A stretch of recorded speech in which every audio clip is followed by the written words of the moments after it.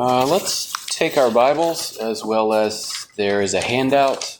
Don't have to have it. It might might prove helpful. But tonight we're going to be looking at, this will just be a, if you will, standalone study on Zadok, the faithful high priest. And I have this little handout for you. The back of it, if you want to know which side's the back, it's the one that says notes and it's blank. And the front side of it there gives you the outline, which I'll go over in just a moment, and just some basic information. I thought it might help, and then we'll go from there. So we'll be looking at Zadok tonight. You can turn to, if you like, 2 Samuel, which is where we'll have the first two passages, chapter 15, chapter 17, and then we'll skip to 1 Kings to finish up. But while you're doing that and getting ready, F.B. Meyer, you may have heard of him before. I may have told you this before. I don't know if you know this, but at the end of his letters, we would think of his email today, I guess. But at the end of each of his letters, he more often than not would sign them "yours to count on." I always find that kind of an interesting way to sign the end of an, if you will, email. In that case, that would have been a letter. But it serves as a good example of someone who obviously desires to be faithful to others, and something that we should strive for ourselves. But what you'll discover with Zadok is Zadok was not faithful just at convenient times, but endeavored to at all times. And one of the things I want us to consider as we look at this is not just that, but King David, you probably know this about King David. King David had a lot of, or no shortage, I call it, of enemies. But he did have those who were faithful to him. So in other words, a lot of times when you look at the story of King David, you can find throughout there was a lot of people that had an axe to grind with him. We would think of as enemies you see in the Psalms and such. But he did have some people that were faithful to him, and they were faithful to the end. And one of those is Zadok, the high priest. He was faithful, and what we'll see here is not just during the good times, we might think of the easy times, but he endeavored to be faithful to the end. Was he perfect? No, but for the most part, most of the references we have is someone who sought to be faithful to David and, alas, to the Lord by doing so.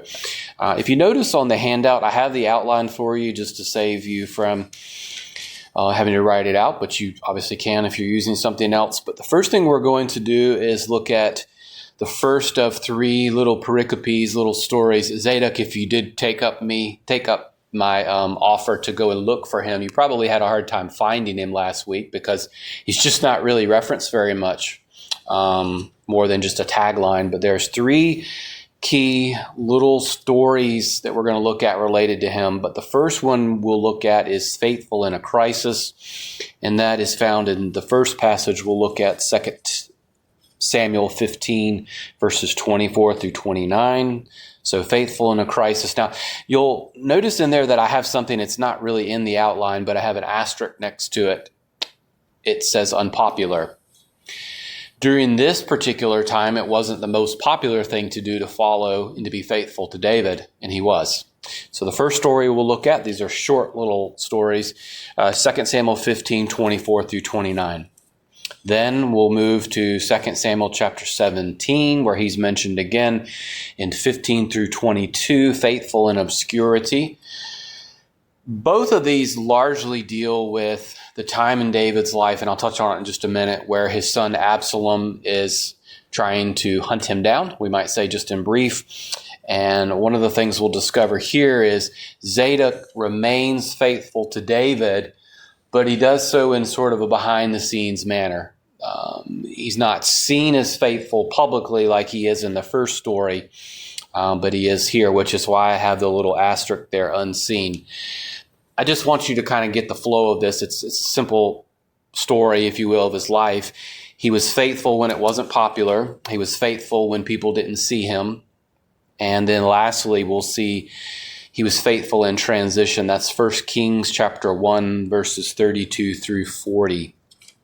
That there is costly, potentially costly. That is, we'll look at in just a few minutes, the time period in which David and his kingship is being transferred because David is about to die. And what you'll discover is Zadok remains faithful to him when it could have been costly, because if someone else had ended up in, if you will, authority, could have come back to bite him, we would say. So we'll look at those three stories. He's referenced loosely, just sort of as a marker of time or indicator. But those are the three main stories. Faithful in a crisis, in other words, when it wasn't popular to be associated to David. That's 2 Samuel 15, 24 through 29. Then we'll see the next one, faithful in obscurity. He's faithful even when no one else saw it. In fact, he uses someone else to carry out the work, and that's chapter 17, 15 through 22. And then lastly, in the period when David is about to die, faithful in transition, 1 Kings 1, 32 through 40. And that's just basically the idea there. Again, it was costly, potentially, to follow David. So let's look at, I'll need 3 readers. None of these are particularly long, so shouldn't tax you too much. But before we look at the first one, faithful in a crisis, let's look at just a brief of the background. I won't spend too long on this, just being that it's a fairly simple one. Zadok, was a descendant of Aaron. If you think of Aaron from the earlier books there of Moses, but he was a descendant of Aaron. You have this on your handout. He was who was Israel's first high priest. The main thing is here, I just want you to see where he connects to. If you look at on the handout, I thought you might find this helpful. This is not mine, but this comes from the Bible Knowledge Commentary. If you just are a visual person, both of the priests that are mentioned, Zadok and Abiathar, they're both in this series of stories we're looking at tonight, but you'll see the ancestry of Zadok. So you have Aaron, and then what would be on, if you're looking at it on the left-hand side, you'll see where you get to Zadok. Aaron, of course, you can go through on the other side. Eli, you may remember from earlier in 1 Samuel, gets you to Abiathar. But the point is that Zadok was a descendant of Aaron, the first high priest of Israel. The main thing to keep in mind here is if you're not good with historical time in the Bible, just think of it simply this way. David is the king of Israel. This is that period of time up to the early days of Solomon. So if you're thinking of it on a linear line, that's what you're looking at. The time of David's kingship to the early portion of King Solomon. Now that time I mentioned to you, and it's on your handout there, was a difficult days. I mean, David's rule and reign has some peaks there, and so did Solomon's, but David's in particular was definitely a difficult time. What we're looking at here, and in the first 2 little stories mentions, just keep in mind David's son Absalom, if you're familiar with him, he's in rebellion against David. And then, of course, there is this desire to succeed David, and we'll see that later on. So Zadok essentially lived in this period of Israel's history that was during the difficult days of King David up till about the early part of the rise of King Solomon. Easy way to think of it. But the main thing to think of is he remained faithful and loyal to David. David was the people's king, or was he God's king? He was God's man, right? I mean, that's the way he is. If you were to look at this one last time, what I would tell you is Zadok and Abiathar are both similar in one thing. They both start off faithful. They're different in another thing. Abiathar doesn't remain faithful, whereas Zadok does. So what's the point? We need to remain faithful to the end. It's one thing to be faithful early on, but we need to the end. So as we look at this first little story here in 2 Samuel 15, 24 through 29, we'll see where Zadok is tested during Absalom's rebellion, where he can choose to stand and be faithful to David, who has been kicked out of Jerusalem. He's not in Jerusalem at this point. So the future is uncertain. And I'll be honest with you, it's not the most popular thing in the world to do to be friends with David. Doesn't mean that you can't be, but it wasn't David's, if you will, best time of his life. Someone read for me. It's fairly short. 2 Samuel chapter 15, verses 24 through 29. David is not in Jerusalem, and his son is after him. And this is an opportunity for Zadok to either be faithful to what David wants or not. So, Sue, you wanted to read it? Mm-hmm. And know Zadok also, and all the men, they stayed there. All right. Thank you, Sue. Well done on the names. A couple of those names, sometimes I feel like when I read them, I'm like, blah, blah, blah, get them twisted. All right, so let's look at 24 through 29. So again, if you're not overly familiar or just need a memory jog, just think of it. David is king, but he's been forced to flee Jerusalem because of his son's rebellion against him. It's another story for another day, but that would be, of course, Absalom. And Zadok is mentioned here, and this is where we really begin to see some of his activities, the priest Zadok. He has been previously mentioned. I'll give it to you. It's just by name. A lot of times in the Old Testament, someone's name will be used as a marker or to correspond to another person. It's 2 Samuel 8:17. It's just his name is mentioned as a priest. But Zadok, in our passage that we just read, he and Abiathar are the chief priest. So if you look at your handout, the little chart there, that's the two individuals that are on there, that are at least referenced. And they're both chief priests. And the priests decide that they're going to take the Ark of the Covenant, Zadok and Abiathar, and they're going to take the Ark of the Covenant out to find David outside of Jerusalem. Now, when you think of the Ark of the Covenant, I know there's a lot you could talk about with that. It's an interesting topic. But the main thing for this is to think of it this way. It is a symbol or symbolized God's presence, just for short. That would be the way to think of it. I think, unfortunately, a story for another day, the Israelites sometimes thought of it as a, you have like the rabbit's tail, the rabbit's foot, a good luck charm.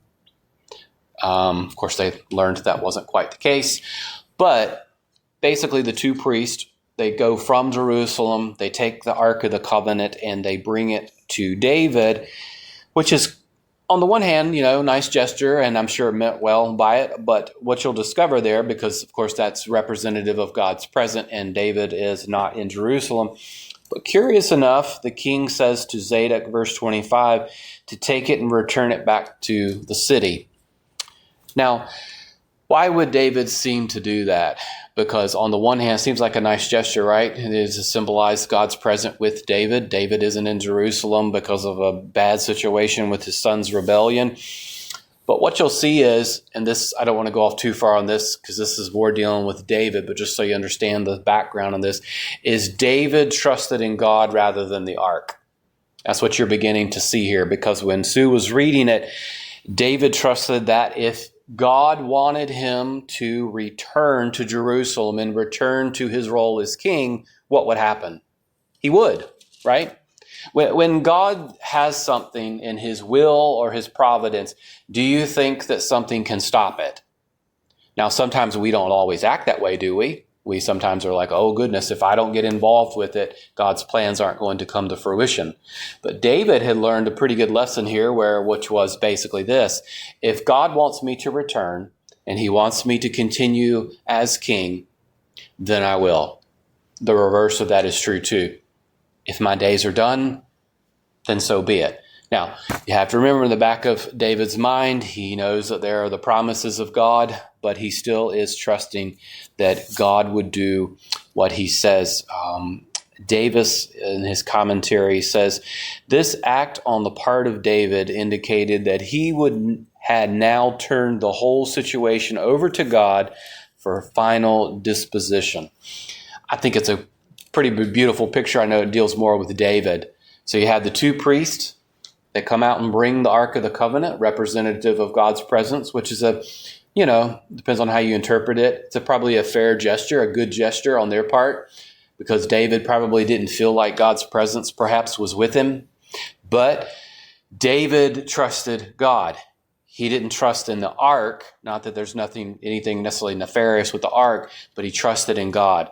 And so the point is it pictures trusting God, even though for David the future was probably unsure, at least questionable. But what does Zadok do, though? Because, imagine taking the ark out to where David was at, and you're thinking you're doing something good, and David says, take it back. Send it back to where it was, and you go back with them. So what does Zadok do? Well, David has said, look, if it's up to the Lord, I'll return back to being king. I'll go back to that place. But if not, then I'll just, whatever the Lord's will is. It says in verse 27, the king said to him, are you not a seer? Return to the city in peace. And we discover that when he does that, he says that I'm going to stay here. I'm going to wait on the purposes, the plans of God. In verse 29, they go back and he returns. So Zadok was obedient to David. I want you to see this. This seems like a small thing, but what you'll discover with Zadok is he was always faithful, always obedient to David. It didn't matter what the circumstance was. It's really one of the main things his life shows, is a man who was faithful here, and he just never wavers, and he was faithful to David. David was the man after God's own heart, but he was also the chosen. He is the Davidic king, and Zadok remains faithful to him. So Zadok was faithful to David. He sought him out when many other people had abandoned David. And right now isn't the most popular time to be associated with David. Have you ever needed to be associated with somebody that maybe wasn't popular? And maybe being faithful to that unpopular person presumably might be difficult. Well, Zadok didn't really care. He knew he was going to be faithful to David, which was ultimately being faithful to the Lord. Is David his own servant, or is he the Lord's? He's the Lord's servant. And so Zadok sees himself being faithful to the Lord's servant as that. All right, so that one's a pretty straightforward one. The priest comes out, they send him back, they both go, and they both obey. As an aside, Abiathar, he starts off well, and he does not end well. He ends up getting kicked out by Solomon. So if you want to be one of those two, be a Zadok. Don't be an Abiathar. That's our lesson for tonight. All right, let's move on to the next one. So that one's fairly straightforward. You need to be faithful when it is not popular, which is typically when we aren't faithful, is it? Now, next, when we look at this next one, it is 2 Samuel chapter 17, 15 through 22, and we'll get a reader for that. So this is generally speaking, if you're not familiar with David's life, generally speaking is the same proximity of time. You have Absalom, and he's now trying to seek out to find David. So what we discover in this set of verses here is we find Zadok. He is serving David, but he's not doing it so much publicly, whereas in the previous one he did. He's going to actually serve David and the Lord, and he's going to do so, and he's going to allow other people to minister to David. But the basic backdrop is the same. As Absalom seeks to find David, Zadok sends a warning urging David to quickly flee to safety. All right, so someone read, this is chapter 17 of 2 Samuel, verses 15 through 22. I think this might be the longer reading. So anybody want to read that? Okay, yeah. And don't fight over it. The next one is shorter a little bit, but this one's a little bit longer. It's 15 through 22. Anybody want to read? I can read it. Okay. And Hushai said to Zadok and to Abiathar the priest, this is what Ahithophel counseled, and one remained who had not crossed the Jordan. All right. Thank you, Dave, for reading that. Well done with the names, actually. Not too bad. I always get twisted on some of those names. But at any rate, so let's look at these verses in a little bit more detail. So 15 through 22 of 2 Samuel 17, faithful in obscurity. This will be the idea of being unseen. So he's not going to be faithful so much publicly as he was in the previous passage here. But first, you'll see that there's this warning, and the warning needs to be delivered to David. Again, if you're not familiar with it, again, same basic idea. Absalom is trying to find and pursue after David. And what Zadok's going to do is he's going to send a warning to David. So that's what we see in verses 15 through 17 when Dave was reading it. And basically he says in verse 16, he says, now therefore send quickly and tell David not to do such and such. So the point there is, if David needs to get this warning. His son's trying to find him, and he faithfully warns David to flee and to get out. As an aside, I think the story is kind of interesting, though, because it's curious in those verses. If you noticed 18 through 20, the Lord definitely, we would say, providentially involved there with those passages of those verses, because there is, of course, protection provided in the story there. It says, so David receives the warning there, and he's told to go, or they were told to go and tell David. And then it says, but a lad did see them, and he told Absalom. So you're thinking, what? Something not good is going to happen to David, but they are actually protected by the messengers. And then David, he not eventually receives the warning, the message, and he escapes from the difficulty. So the basic story with Zadok here is a little bit different. So Zadok, he finds out that something's going to happen, and he needs to send this warning to David, and he uses other people to send the message, and then eventually the message gets to David, and David is able to escape. So as far as Zadok, what's the difference between the first little story and this one? Well, the first one was he did this publicly. He was faithful to David.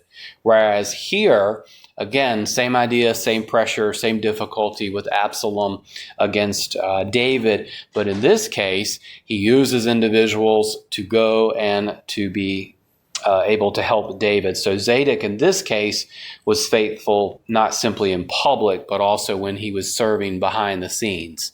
So he remained faithful to David in sort of we would call it behind the scenes of situation there. So the Lord desires that his people be what? Faithful in all situations. That's one of the things with Zadok to see. In the public sphere, he was told by David to do something, and he obeys him, even though it's probably not the most popular to even be associated with David in the first little story. In this one, similar, but the fact is he uses someone else to help deliver this message. I think one of the things as Christians we've probably lost a little bit is that God is not looking for us to be successful the way that the world thinks of success. The world thinks of success as something that is oftentimes visible, right? And even in the church, right? The pastor has the biggest church in town. He's the most successful in God's eyes. The problem is the Bible doesn't teach that, does it? Now, that may be true. That may be that person is faithful and the Lord's blessed him with a large ministry. 1 Corinthians 4:2 says, moreover, it is required of stewards that they be found, what? Faithful. So is it more important to be seen for serving and serving when it's popular, or to be faithful? We want to be faithful, right? We need to be faithful at all times. It doesn't matter whether it's a time where it's popular to be faithful and to stand for the Lord, or whether or not people even see us. Because there's a lot of people at the church that serve and do a lot of things I think of. And if they didn't do that, church wouldn't do too well, would it? And so that's the idea of being faithful when other people don't see. And I can think of several people that immediately come to my mind who serve at our church, and nobody has any clue about what they do. But that's being faithful when nobody sees. All right, so the first two, you see, that's why I use the idea of unpopular. That's just sort of a way to think of it, as David just wasn't the most popular person to hang out with at that time. When you're unseen, because we need to be faithful. But I want us now to move to this last one. It's 1 Kings. So it's not too many pages over. 1 Kings chapter 1. So remember, 1st and 2nd Samuel, 1st and 2nd Kings, 1st and 2nd what? Chronicles. We're going to go just a few pages to 1 Kings, and I'll need someone to read verses 32 through 40 in just a minute. But here we've moved in the life of David. So those first two, easy to remember just at a basic level. David is being pursued by his son Absalom in those two. Here we find David at the end of his life. He's about to die. And guess what's going to happen? There's drama about taking power, right? Whenever there's power, there seems to be no shortage of people that want to fill it. But David is dying, and there's this crisis or drama, we would say, related to his succession. So if you don't know, basically what you have here is Benijah, I can spit it out, attempts to take David's throne. Okay. And what you'll discover, though, is Abiathar, you remember him, the other priest? He's going to side up with him. Zadok has the choice as well. And you read it and you're like, yeah, but I know what happens, but he didn't. Zadok is going to remain faithful to David. David is God's anointed and would presumably check the right person to be subsequent in leadership. And you say, what's the big deal? Well, if Zadok goes with David and David's choice isn't there, what do you think is going to happen with Zadok? Well, it might not be too good. If somebody else comes along and you didn't support that person, we have that today, don't we? A president comes along or some political figure and you didn't support them over there, what do they typically do? They don't keep you around, do they? So it is going to be costly here. He needs to decide, is he going to follow David or not? So I'm going to read these verses. It's 1 Kings 32 through 40, and it shows basically the idea that David makes his choice, and Zadok is faithful to David again one more time. In the text. Somebody want to read these for me? It's 32 through 40. I just make sure that nobody else wants to read. You gotta go for it. Go for it. Then King David said, "Call me Zadok, flutes, and rejoicing with great joy, so that the earth shook at the noise." Okay, thank you for reading that, and thank you for our readers and your good pronunciation. It's like tongue twisting there. But let's look at these just real quick, 32 through 40. So the first thing we see is the king's instructions. David gives the instructions on what needs to happen. So if you don't know the story, you can go back and read the preceding verses. But there was someone else in line to become king, meaning that was going to be chosen. But David has his own choice, in other words, who he's going to have, which is, of course, Solomon. Now, I won't digress on this, but you'll notice in verse 32, you see where Solomon rides on a mule. Often reminds me of Jesus, the triumphal entry when Jesus was to enter in. If you never put the two together, that was oftentimes thought of as someone who's coming as a king. It's kind of an interesting picture there, but story for a different day. So what we see here is David tells Zadok to go and to anoint Solomon. So again, if things don't go well, Zadok's probably not going to be very favored by what could have been the other person who was going to be king. But Zadok here in verses 36 through 39, he goes and he anoints Solomon, and Solomon, of course, becomes the one who is the king. If Adonijah had become king, Zadok probably wouldn't have been around very long, would he? I mean, the possibility would be low. So David says, I need you to go in to do this. Our reading into it would be this way for our study. If you do this and things don't go well, it could cost you. You need to go and you need to do what I've asked you to do. And so he goes and he does that. And of course, Solomon is eventually received and Solomon becomes king. Now, you may not know this, but what eventually happens if you were to read the rest of the story, one of the things that happens is Solomon gets rid of Abiathar and Zadok takes his place. The point I'm making is, if you were to go back to that little diagram, they both start off faithful, but only one of them ends faithful. And one of them remained faithful to David the whole time because David was, of course, the Lord's chosen. And so Zadok remains faithful to the Lord, even when it could cost him personally. So what do those three little stories, if you will, snippet text teach?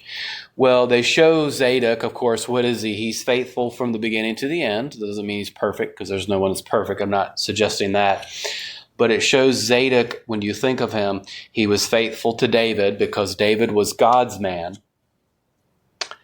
And he was faithful when it was unpopular, when it wouldn't be noticed, and it would be costly. So I thought of three things to follow along with that. First is, let us remain faithful even when doing so is unpopular. Because that's hard, isn't it? It's easy to say.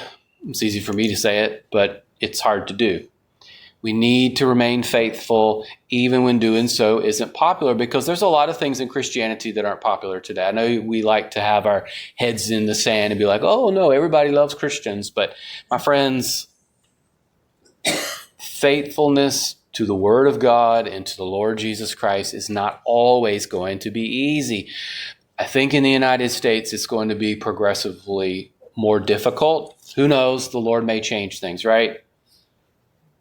But the obvious is Christianity isn't all that popular, and following it, we need to remain faithful. 2, faithfulness is demonstrated both in public and in private, meaning it's good for me to be faithful. You'll see me being faithful, but there's a lot of people that do things that are unseen. And to be honest with you, whatever we do away from public eye, we should be faithful to what the Lord's given us to do, how we live our lives, conduct ourselves, those sorts of things. And then lastly, we must remain faithful to the Lord even when it could potentially cost us. Because that's where you really become faithful, when it could cost you something. Think of all the missionaries that have been faithful. What does it cost them? Sometimes our own lives, isn't it? I mean, that is obviously the extreme. So Zadok was faithful when it was unpopular, when it was unseen, and when it was costly.